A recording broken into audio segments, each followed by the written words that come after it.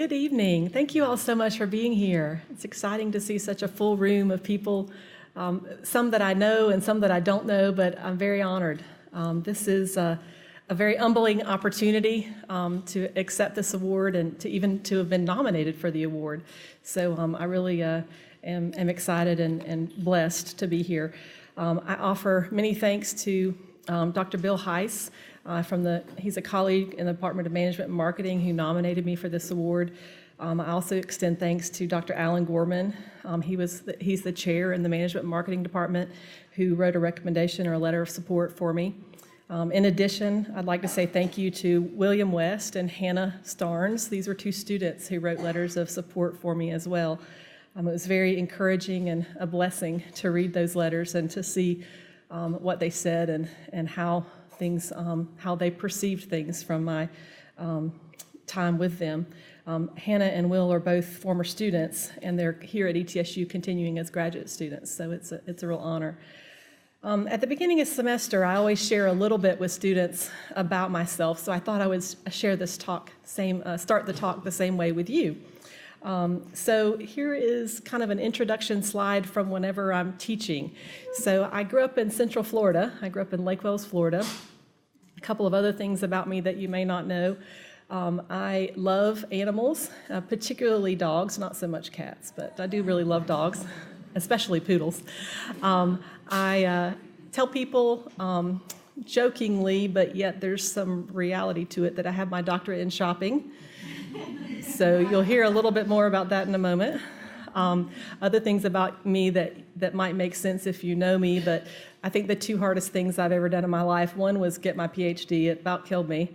And the second was learning to drive a stick shift because I'm really uncoordinated. So I don't know that they were exactly equal, but those were the two hardest things I've ever done before. I am associate professor here at ETSU in management marketing. I primarily teach merchandising courses. And in class, I usually talk to students about what merchandising is because I also teach general marketing courses. But before I came to the university here at ETSU, I did my undergraduate work at Mars Hill, just right across the mountain, Mars Hill College at the time. I really enjoyed it. I studied fashion merchandising there and had a fantastic experience. After that, I went into industry and worked in industry for about 16 years. 10 of those years were in retail management with the Gap. That was a lot of fun. It was a great company at the time. I was kind of with them during their glory years, if you will. It was a fun company, a fun job. But after I'd been in the industry about 16 years, it occurred to me that it felt like there would be something else. Like, what's next? What do I want to do next? I began to reflect on what I enjoyed about my job and why I liked being a retail manager at the Gap at the time. And I realized that I loved the people who worked for me. And the people who were working for me were students. So mostly college students, even from right here at ETSU sometime, because I did work here in Johnson City for a good period of those 10 years. So I began investigating, decided to go back to school. I went back to University of Tennessee. I commuted, so I have no tolerance for late students because I made it to class on time at the University of Tennessee, commuting from Johnson City. So I commuted for about 4 years to do my master's and my PhD. My master's was in consumer services management. My PhD is in human ecology, and that's why I say shopping, because nobody knows what either one of those things mean. So that's oversimplifying it, I know. But so I started here at ETSU in 2008 with a great group of colleagues at the same time, and have really enjoyed keeping in touch with colleagues around the university, and have finally, or have continued, to foster relationships with many of those people. So that's a little bit about my background. That's a little bit about me. A couple of other things that you need to know. John and I are dinks, double income, no kids. We have really bad pets, so we're not sure that we should be parents. And this is a picture of John and I last summer in Greece. So we had a great trip with our niece in Greece last summer. So my personal story and my professional story really kind of, as I was thinking about this, really boiled down to three themes. So as I think about the things that I have experienced and things that really have made a difference in my life, the three themes that I wanted to talk about are perseverance, joy, and service. These are the three themes that I'll be discussing this evening. The first theme is perseverance. Theme 1 is perseverance. So an example, I ran for class president in 8th grade, my freshman year in high school, my sophomore year in high school, my junior year in high school, and my senior year, and I was never chosen as a class president. Why didn't I stop after once or twice? I don't think it ever even occurred to me to stop. I just kept trying over and over and over again. Another example, I tried out to be a Scottish dancer when I was my freshman year in high school. I was really looking forward to this opportunity. Our high school was Lake Wales Highlanders, and so we have a Scottish unit, and I'd always wanted to be a Scottish dancer. Tried out to be a Scottish dancer, and I made the role of alternate. So I was very sad. I was chosen only as an alternate. I was very let down, but I still had to attend band camp that summer and practice as a marching flute player and as a Scottish dancer. So I was trying to do both because I was an alternate as a Scottish dancer and I might have to fill in. So it was kind of chaotic, but I managed to get through it. I managed to juggle both of those roles. And after the first football game of the season, one of the other Scottish dancers quit. They turned to me and said, "You're on." So I was really glad that I accepted the fact that I was an alternate, that I that I practiced and that I worked hard despite the fact that I wasn't one of the first that was chosen, and that I was able to be a Scottish dancer for the rest of my time in high school. It was really a lot of fun and a real blessing. Again, that took some perseverance despite the circumstances. Similarly, when I applied for tenure and promotion here at ETSU in 2014, I was only granted tenure. This led to some real self-doubt and some discouragement. However, I persisted in effective teaching, effective research, and service, and I was promoted to associate professor this past August, so I persevered.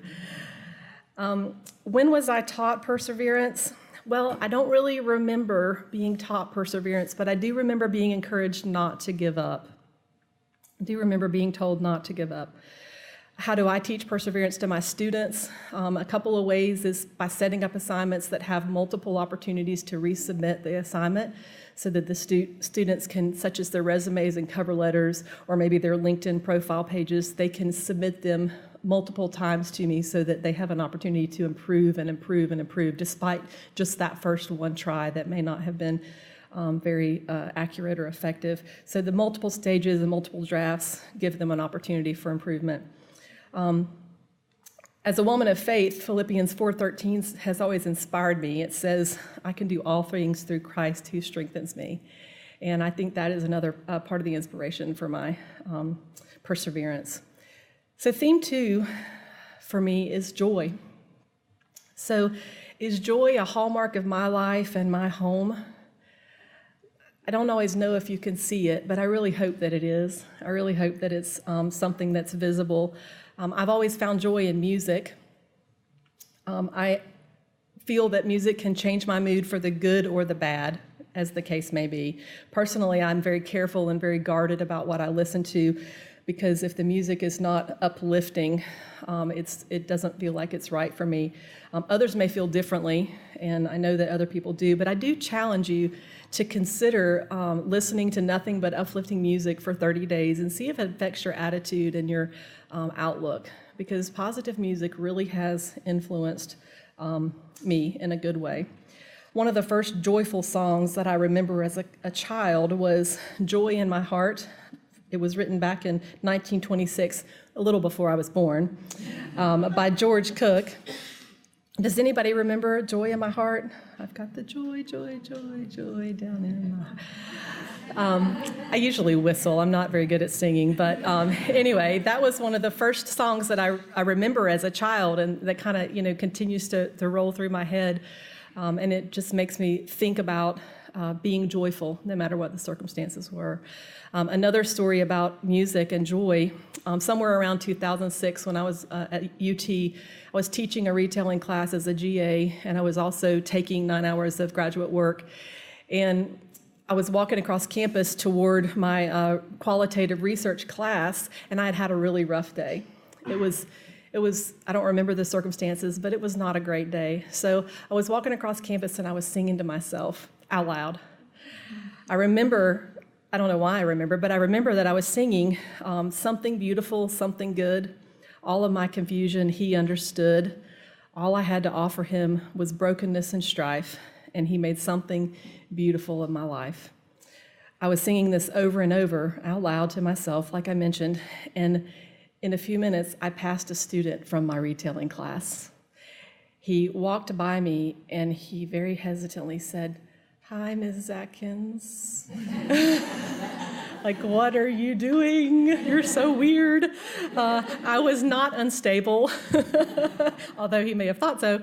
But I did find, and I do find sometimes, that I need music to help me find joy in my day. In early January of this year, I heard a challenge on a local radio station. This challenge was to choose one word as my New Year's resolution instead of choosing multiple or making a list of resolutions. I liked this idea because I have a pretty poor track record of keeping my New Year's resolutions, and so I decided to accept this challenge. As a woman of faith, I considered the fruit of the Spirit when I was thinking about what one word I would choose. Galatians says, "But the fruit of the Spirit is love, joy, peace, patience, kindness, goodness, faithfulness, gentleness, and self-control." From this verse, I chose the word joy. Then, a couple of months later, I was visiting a church with a friend of mine, and I was presented with a visitor's gift. Not your typical visitor's gift, but it was amazing how appropriate it was. So at their church, they have a habit of giving a hand-painted rock with some sweet word on it, and I got the joy rock. So it was really a blessing to me that it reinforced the word that I had chosen as my encouraging word for the year, that I was going to try to exhibit and display more joy. I placed this word rock, in the drop zone of my home, so I walk past it, constantly. And in this prominent location, it's been a visual reminder for me to look for joy, to find joy in the things that I'm doing in my days. So where do I find joy in my home or in my personal life? I see it in the love and the service of my husband of 22 and a half years. I see it in the enthusiasm of my poodle's greeting whenever I get home from a long day of work. I see it in my mom's delight at baking desserts for me and most of my friends and colleagues. I see it in the beauty of the maple leaves that are budding and greening and turning and falling that are in my front and backyards and the tree streets. And I also see it in the encouragement of dear friends who I have walked life beside for the last 18 plus years in Bible study. Where do I find joy in the workplace? I find it in the enthusiastic response of students, such as the one who said, "That was the best group project I've ever been a part of." That gave me joy, because that's not usually what they say. In the modest appreciation from international students we've hosted over the last 7 years. I find joy in the inspiration and the support of colleagues from my own department and colleagues that are from across campus. I also find joy in a job well done, whether that's a publication, whether that's another personal achievement or accomplishment around campus. I'm reminded that I have so many things to be joyful about whenever I walk into my office. I have this wall word in my office. It says, "Count your blessing." And it just reminds me as I walk in and think about my day, like, let's look for the good. Let's think about the blessings that I've had today. Ultimately, though, I really believe that joy is a choice. I think joy is there if I'm just looking around for it, and that if I'm just really paying attention to what's happening in my world. Philippians 4 reminds me, rejoice in the Lord always. Again, I say rejoice.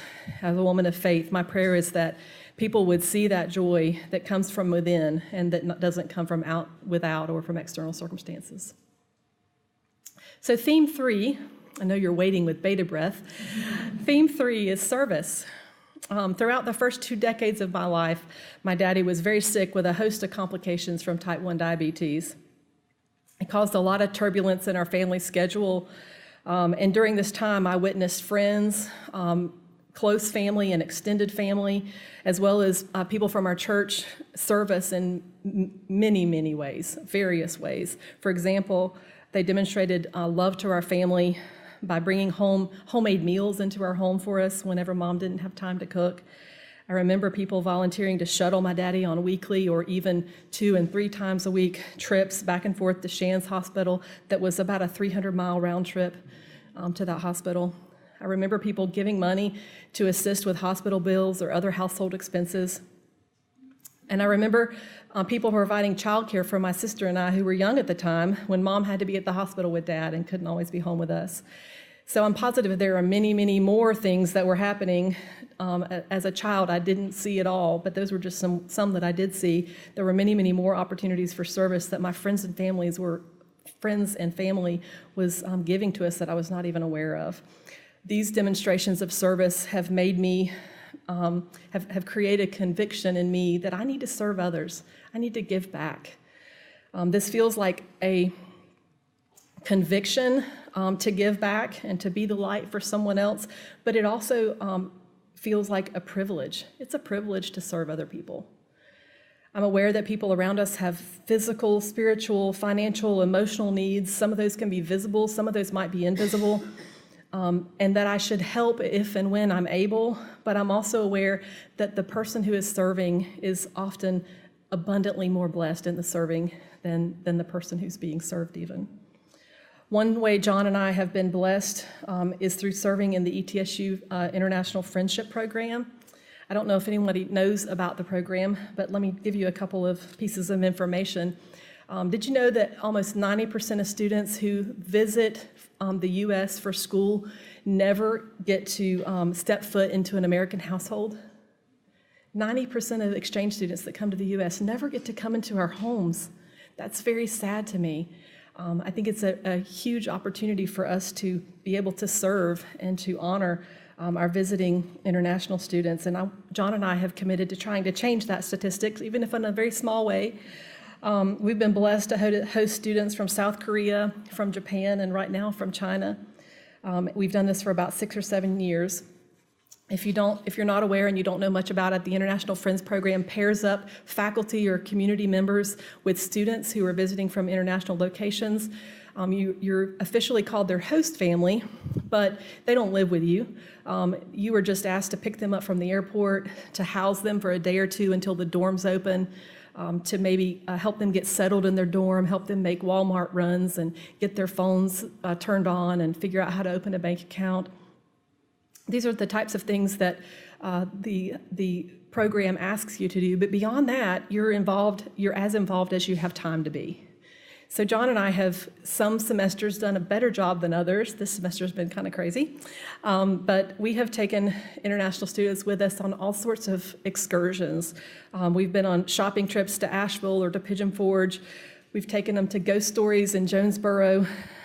We've taken students with us on fall break to Nashville. Home for Thanksgiving dinner with our family, shopping on Black Friday. One year we even took a student home with us for Christmas. She spent Christmas Eve and Christmas Day with us. She wasn't able to go home to South Korea that winter, and so she came with us for Christmas. What a cultural experience she had to be in our home, a Southern home for Christmas. She experienced a live Christmas tree, a full Christmas dinner, a Christmas Eve church service, cookies for Santa, and even Christmas morning pajamas. Through sharing our lives with our international students, we've learned so much about their cultures and their countries. I hope that we have been a blessing to them, but I'm quite sure that we have been blessed far beyond our means to be able to do anything for them. Another thing in my life that created a conviction to serve others is that an anonymous donor paid for me to go on a merchandising study tour of New York City when I was in college. So a little backstory. My father passed away at 46 years of age in January of my senior year at college, and I was supposed to be registering for this merchandising study tour class. I was worried that my family expenses were too great to be able to pay for this class, so I dropped the class. My beloved professors, Mrs. Russell and Mrs. Crook from Mars Hill, unearthed some financial assistance to pay for this trip, and they registered me, and I attended the trip with classmates, even though I couldn't personally afford to go that year. This anonymous donor still remains anonymous today, 20-something, 30-something years later, But she even gave me, or he even gave me $200 in spending money. And in 1992, that was a lot of money. The memory of that person doing that for me has really humbled and encouraged me today. And again, it has encouraged me to serve others. Throughout my lifetime, there are a couple of different things that I've done to serve others. In high school, I was a member of the Beacon Service Club. In college, I was a part of Circle K Community Service Club. John and I served here at the local Ronald McDonald House. We served meals, and we also were weekend volunteers for about 13 years. Since being at ETSU, I have been a student organization advisor for the Reformed University Fellowship, but also for the Collegiate Merchandising Association. I've had students in my home, assisted in behind-the-scene ways, and for CMA, I've used my industry experience and connections or contacts to plan field trips, guest speakers, professional seminars, etc. Luke 12 says, to everyone to whom much was given, much will be required. I've been given much, and therefore I strive to pay it back and pay it forward. Those are the three most notable themes of my life: perseverance, joy, and service. I was also asked to consider, who do I think of as a notable woman? Some notable women in my personal life include my mom and my sister. My mom, Charlotte, raised two daughters, cared for a very sick husband, and attended college so she could work outside the home when health complications forced my dad to take disability retirement. She also kept her chin up and persevered in her professional and personal life after becoming a widow at only 43. She is the perfect balance of a helpful and a respectful mom, and today is her birthday. Happy birthday, Mama. My sister Sonia is a second woman that I admire, a notable woman in my life. She's compassionate and quick-tempered. She is all in. She is all in when she loves something or when something is irritating her. She is a great mom. She's a good friend to me. She's a good friend to people around her. She's a frequent volunteer at her children's schools, in her church, in the community. She and her husband, Jonathan, have raised two daughters who are beautiful on the inside and on the outside. In short, Sonia purposefully connects with others and serves people around her. So a famous notable woman that you all may be more familiar with that I admire is Corrie ten Boom. Corrie ten Boom was a Dutch watchmaker and a Christian who, along with her father and other family members, helped Jews escape during the Holocaust. She did this by hiding them in a closet in her home, and here's a picture of her later in her life at a museum in her honor. They were eventually caught in doing this, and they were imprisoned in a Nazi concentration camps. She was there for about 10 months. Her father and her sister actually died in prison. She was released from the horror of Ravensbrück due to a clerical error. The women that were her age were executed a week after she was accidentally let go. Her most famous book is called The Hiding Place. It's a biography that recounts the story of her family's efforts to save Jews before, during, and after being imprisoned. She realized that it was necessary for her to rely on God to be able to do any of these things. For 32 years after she was released, she has traveled the world as an ambassador of the power of forgiveness. My favorite quote by Corrie ten Boom is a reflection on her time in Ravensbrück. And this quote says, "There is no pit so deep that God's love is not deeper still." Oh, that it would be that all of us could proclaim that we could remember that and we could live like that.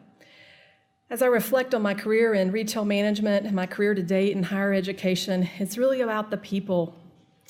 Customers, clients, students, colleagues, bosses, administrators, they're all human beings with eternal value.